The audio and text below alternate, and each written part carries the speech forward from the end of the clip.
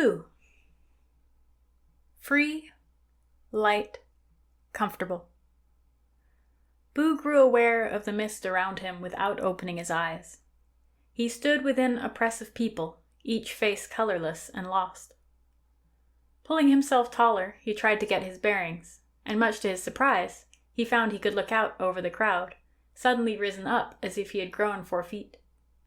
He looked down at his body, but couldn't quite focus on it. Scanning the crowd, Boo saw no end to the dark space they stood in. It stretched under a dome of stars, each twinkling nearer and brighter than he had ever seen. Without thinking, he reached for one, but it remained as frustratingly out of reach as ever. Boo studied the faces around him. A jolt of surprise shook him as he realized he knew several of them. Ghosts from the university, sharp and clear, though still washed of color. Among them, a handful of soldiers, teachers, and students whose faces he knew stared into the middle distance, confused. His stomach dropped when he spotted Aru. She stood nearby, looking at nothing with a small frown on her face, brows narrowed as they always were when she worked on a problem. Boo stepped in front of her, the crowd of ghosts pushed easily aside with a thought. Moving felt good. The weight and pain that had always haunted his body had fallen away, leaving him light and agile. He wanted to run, to leap, to frolic like he'd never gotten the chance to. But he knew he was dead, or at least among the dead, and celebrating seemed inappropriate. He stared into Aru's eyes, and she squinted back at him as if not quite able to keep him in focus. "Boo?" she asked, hesitating as if she couldn't quite remember. Boo swallowed and nodded, a knot forming in his throat. "Yes, it's me." Relief mixed with befuddlement on Aru's face. "That's good. I'm glad you're okay. Have you seen Ida or Sinir? I'm worried about them." Boo turned slowly, studying the faces closest to them. He saw Valus, blinking slowly a few yards away. Professor Rose scowling uncertainly at the stars. The soldier that had let T, Kija, and himself out of the wall to go ghost hunting stood with his eyes closed, swaying slightly. But Boo could not see Ida, nor the headmaster. Returning his attention to Aru, he shook his head. "They're not here. They're okay." His words seemed to puzzle Aru further, and she didn't reply, lost in thought. She didn't seem likely to move on her own, but Boo didn't want to leave her alone. Gently, he took her hand, pulling her along behind him as he pushed further into the crowd.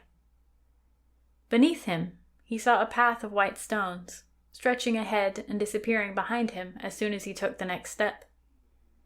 Not seeing anywhere else to go, he followed it. As he walked, the ghosts closest to him drifted gently after him, plodding and numb. He heard the yelps and grumbles of fear before he saw Tuog. The Grimm careened across the path ahead of him, eating up the distance in great bounding strides. He ran in sweeping circles, bowling freely through the dead and knocking them aside like a toddler toppling blocks. The Grimm towered over them here, easily a head taller than the tallest ghost. His fur didn't seem solid anymore, smoky tendrils of black curling off his midnight form. Where before his eyes had burned like embers, here they shone like stars, bright and cold. His teeth stood out starkly beside his fur, no longer shards of black glass, but white fangs of bone. His booming bark shook the ground beneath Boo. Boo watched, unable to help the frightened, almost hysterical smile that stretched across his face. Tuog's obvious happiness infected him, the joy of the beast thrumming through the air like a harpchord. But Tuog had never looked more otherworldly or dangerous. It did not help that Tuog's bloody teeth were the last thing Boo remembered before this place. Still, Tuog looked at home and at peace for the first time since Boo had met him. He decided to take the risk and called out to Tuog, waving an arm in greeting. Besides, the Grimm had already killed him. What was left to fear? Tuog's ears swiveled, his head following a moment later to stare at Boo as his body ground to a halt. They stared at each other for a long moment. If Boo didn't know better, he would have called the look on the Grimm's wolfish features embarrassment.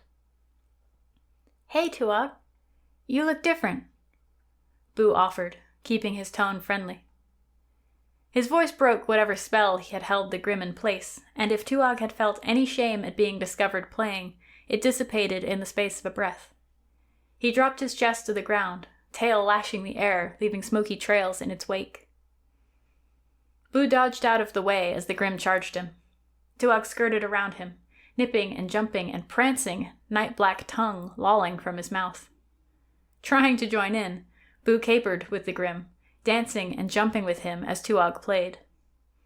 The Grimm didn't seem capable of interacting without causing some pain, his nips and playful pawing leaving Boo feeling battered and bruised even here. Boo put his arms out, surrendering, and watched as Tuog shook himself. Wearing a smile that stretched his face, Boo marveled at Tuog's joy, as pure and exuberant as any dog back home. When the Grimm began trotting down the path, continuing in the direction Boo had walked, Boo took Aru's spirit's hand once more and followed with lighter steps. The ghosts did not shy away from the Grimm here. They watched him with blank expressions, heads turning slowly to keep him in sight. They still seemed to gravitate to Boo, though, following as he led Aru towards their unknown destination. Eventually, a bulky mass appeared on the horizon, stretching as far as the eye could see, blocking the path completely. As they neared, Boo found that his eyes could not quite comprehend what they saw. One moment, the obstruction looked like a canyon of reddish stone, one thin crack breaking its streaky surface where the path bisected it. The next, it seemed like Silver Lake had risen to form a great wall of sparkling, red-hued water, complete with splashing waves. A blink, and a tree, larger than anything Boo could imagine, stretched in all directions, a hollow carved out to allow the path through. The loitering dead bunched thickest near the pathway entrance to the Great Barrier, but to Boo's surprise, none stepped through the gap that always appeared for the path. They stood, cheek to jowl, just staring at it, wide-eyed and frightened. The uneasy shuffle that rippled through the watchers seemed ever-present, as if they were a single, shuddering creature trying to get warm. Boo's head began to ache as they drew closer. The barrier pushed on his mind and sent a spike of unease through his belly. It remained bearable as he pushed closer, staying on Tuog's heels, but he could tell by Aru's squirming that the discomfort of it was worse for the spirits. Boo paused when Tuog veered from the path, charging around in a large circle. He snapped at the ghosts, growling and bullying them up to the tear in the barrier, now a wall of rippling silver scales. They shied away, trying to backtrack but unwilling to walk directly into the Grimm as he herded them towards the gap. In an instant, Boo understood. Tuog pushed people through to the other side. He helped them to pass on to whatever lay beyond, and without him here to do his job, they just hadn't. People didn't stop dying, but they couldn't move on, just gathering at this bottleneck in droves until this place overflowed back into the lands of the living. They would all be stuck forever in this stretching, aching landscape unless the Grimm could do his job. Aru would be stuck. His uncle and Ida would idle here forever when their times came. Bile rose in his throat, or perhaps the memory of bile, at the thought of his allies and loved ones standing among the staring, waiting dead for an eternity. Boo took one long look at Aru before making up his mind. He pulled her forward, gently, towards the thin passage. Tuog had forced the first person into the gap, and more after them, all with distress clear on their features. To his credit, the Grimm didn't look like he enjoyed their discomfort, but he worked with a look of keen, neutral concentration. "Excuse me, Boo offered as he pushed gently past the spirits at the wall. He spoke softly, squeezing by them and dragging an unhappy Aru behind him. The shifting nature of the barrier made it disorienting to walk through, and Boo resisted the urge to stare up at the night sky, the ocean waves, the canopy of rippling leaves. Keeping his gaze on the path, he marched, and listened to the others following behind. Whether the Grimm had won out and forced them after him, or they had chosen to follow his lead, Boo couldn't guess. Aru's ghost trembled in Boo's grip. Boo glanced back to check on her and stopped dead.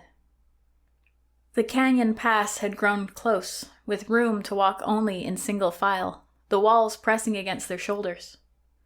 Wherever it touched Aru, or the ghosts behind her, it snagged at them, little pieces coming away like wool caught on brambles. Images flashed in the strands of Aru that caught on the canyon, snapshots of a quiet, bookish life, of a wedding that wasn't hers, of playing with a sister she loved with everything but didn't get to keep. Boo shuddered, feeling the pull of the memories and holding himself back from them. The urge to dive into them, to live them, filled him like a hunger. But he fought against the impulse. Looking into someone else's life, experiencing it without their permission, felt like the grossest violation. He couldn't do that to Aru, who had brought him to the university and tried to keep him safe. Boo tightened his grip on Aru's hand, turning to face forward once more and pressing on, teeth aching as he clenched them. Despite doing his utmost not to touch the canyon walls himself, they pushed in so close in places that he had no choice but to scrape his chest and back against them to squeeze through. He closed his eyes, bracing to lose a piece of himself, a price paid to the gap. But it didn't come. The passage did not take from him, only leaving him with a bruised sensation in his chest. Looking back, he saw nothing left of himself in the churning waters of the dark sea around them, nor tangled in the roots of the tree trunk as it disappeared above them. Any relief he felt drained away as he saw Aru squeeze through the same tight section, unraveling as it pulled larger chunks of memory away. A mother, somewhere, with a soft voice and deep love of books that would pass on both her daughters. Aru didn't look like Aru anymore. Her features faded with each loss, leaving behind a serene, beautiful, youthful face.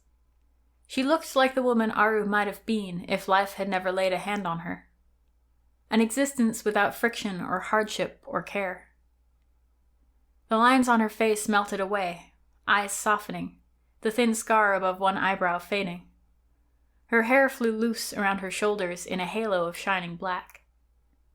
Boo smiled, and she smiled back, eyes unafraid as they stepped together from the canyon. Other spirits followed, each scrubbed beatifically clean. The path they had followed no longer appeared underfoot, replaced by open sky and glittering stars. They stood in the center of a moonless night, the only point of reference the reaching tree, tossing ocean, gargantuan cliffs behind them, and a series of marking stones, hovering in the air a distance ahead, parallel to the cliff. Boo stood, taking in the vastness of it all. A dozen or so spirits poured out of the cliff behind him and Aru. They didn't wait for him to lead them onwards now that they could see the end. They whooped and ran, laughing and hollering like children towards the floating stones and the distant figure waiting there. Tuog squeezed out last, his bulk pressing through the ocean waves rather than fitting through the gap. His tail wagged as he watched his charges run towards their respite, a wolfish grin splitting his mouth into panting satisfaction. Aru stayed with Boo, but he could feel her drive to run with the others vibrating through his hand. Not quite ready to let go, Boo took off at a sprint. He still felt lighter and more agile than he ever had when alive, but next to Aru and the other spirits flitting across the stars, even his new freedom seemed clunky and cumbersome in comparison. Boo slowed as the figure waiting at the marking stones came into view. The man stood towering above Boo, massive by any standard.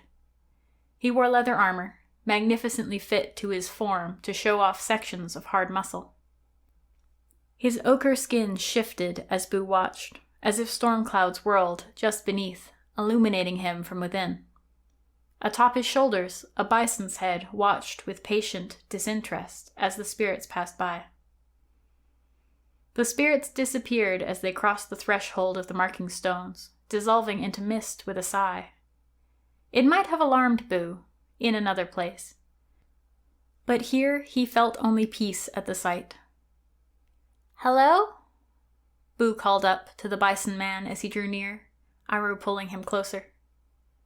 The bison man ran a hand through his shaggy fur, pushing it from small eyes and squinting down at Boo. With a grunt of surprise, the bison man squatted to get a closer look. A cloud of sound seemed to follow him, a distant clash of steel and twang of bowstrings. "Hello?" The bison man formed the words from a chorus of indistinct battle cries. Boo shifted back and forth on his toes, suddenly self-conscious for the first time since dying. Aru hovered at his side, craning her neck to see past the bison man. A wave of guilt washed over him for holding her back, but he couldn't quite bring himself to let go of her hand. He knew without any doubt that she would run, and he wasn't ready to be alone yet. He pointed past the bison man to the marking stones, clearing his throat. "May we... Can we go through?" He didn't know what made him ask when the others had simply run in, but it felt rude not to. Whatever the others saw beyond the markers that made them whoop with delight, he didn't see. "She can." The bison man gestured to Aru warmly. "But you... what are you?" Boo blinked up at him for a moment, mouth slightly agape as he processed the question. He had hoped that this creature would be able to answer his questions. He hadn't considered that it would have some of its own. "My name is Buyati, and I'm Zajan, from Red Birch Village." Boo scratched his neck, seeing in the bison's eyes that this was not the answer the creature was looking for. "I'm a boy? And dead, I think." The bison man shook his head. "The only thing you should be by the time you get here is dead, and it is the one thing you are not.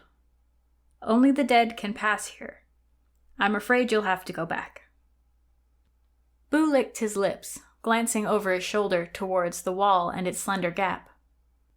Tuog waited by the entrance, sitting with a bored hunch as he watched Aru and Boo. When he noticed Boo look back, his tail thumped twice. "But are you sure I'm not dead? I think I remember dying." "I have seen hundreds of thousands of souls walk through these gates." The bison man gestured towards the marking stones. "I think I know what the dead look like, and you are not dead." He squinted harder at Boo, reaching out a massive finger and prodding him gently in the chest. "Though, I'll admit, you don't seem all that alive either." Aru squeezed Boo's hand, meeting his eyes with a puzzled, kind expression. He knew that she didn't remember him, the concern on her face for a lost boy rather than a friend. He knew he should let her go, should let her leave for whatever afterlife awaited her. But he found himself breathing quicker at the thought of being stuck in this place alone. At least with Aru, he had the illusion of company. "Are you the reason Tuog is back?" the bison man asked, breaking Boo from his thoughts. Boo shrugged and nodded. "Sort of. I think he got himself back, but used me somehow. He killed me, and then we were both here." "Interesting." The bison man rubbed his chin. "I wish I knew enough to help you, little one, but this is not my domain. My lover is meant to be watching this gate, but she has run off elsewhere. I've been keeping an eye on it, but I'm afraid I don't have her expertise in death and its..." He waved an encompassing hand at Boo. "Variants." "Will she be back soon?" Boo asked, hopeful that someone might be able to tell him what to do. The bison man stretched, scratching one arm as his face twitched downwards in annoyance. Boo had never seen a bison up close, but he doubted the expression was one they naturally wore. "She's been gone at least a decade by human reckoning. Just a quick errand," she said. "Just watch this for me, will you?" He shook his head, shaggy hair swinging. "Take it from me, kid. Don't get yourself caught up with women, especially goddesses. That goes double for sisters." Boo felt like a yawning hole had opened beneath his feet, eager to swallow him up. The stars, wondrous and beautiful a moment ago, felt suddenly cold and distant. "Could I speak to Anaya, please? If she's available. She'll know what to do." Boo didn't recognize the bison man, but if he could contact goddesses, then perhaps he could get in touch with the Lady in Light. Boo had not lived a long life, but he had always been faithful to Anaya, and the lady would surely be able to help him. Even if she couldn't, she would know what he should do next. "Anaya. Is she that Zajatang queen god?" the bison man asked, tilting his head like a curious dog. "Yes, that's right. The Lady in Light. She has a flaming sword?" Boo prompted. How could anyone not know her? The bison man glanced back at the gap and Tuog's waiting form, and seeing no other spirits coming, settled himself on crossed legs with a gale-force sigh. He regarded Boo with a look Boo had seen enough times to recognize even on the bison's unfamiliar features. Pity. "Listen. Boo, was it? It's complicated, but your goddess isn't here in the same way I am. She was human, you see. An incredible human. But the god bit came later. Deifying a human spirit, well, it's a messy process. Everything got very metaphysical for a bit. It took a century of your time to get everything sorted. And to be honest, even if she was the communicative type," he waved a hand to indicate himself, "your lot made her much more interested in the living. She seemed happy enough to leave the afterlife to the old guard." Boo ran a hand through his hair, his eyes burning with frustrated tears. His face grew hot, and the lump made itself at home in his throat. He cast about for something, anything to give him a sense of direction. When he found nothing but impassive stars, he couldn't stop the catch in his throat from becoming full-blown sobs. What am I supposed to do now?" he choked out, gripping Aru's hand tightly as she squeezed his shoulder with her free arm, a mild look of alarm on her face at this strange, crying boy beside her. The bison man sighed again, blowing Boo's hair away from his face. The smell of cud sat heavy on the hot, humid breath, and Boo coughed to clear it away. A moment later, the bison man shrugged his huge shoulders. "If you're not quite dead, maybe the living will take you back.